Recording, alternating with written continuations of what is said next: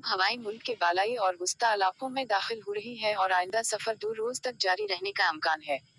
मगरिबी हवाओं का सिलसिला पैर शाम रात को मुल्क के बालाई और वस्ता इलाकों को मुतासिर करने का इम्कान है और बुध तक बरकरार रह सकती है। खैबर पख्तूनख्वा, पंजाब, इस्लामाबाद, गिलगित बल्तिस्तान, कश्मीर, बालाई सिंध और शुमाल मशरकी बलूचिस्तान में मतला जज़वी अबर आलूद रहने के अलावा तेज हवाओं और गरज चमक के साथ बारिश का इम्कान। ताहम शाम रात के दौरान चंद मकामात पर मौसलाधार बारिश और जालहबारी भी मुतवक्के।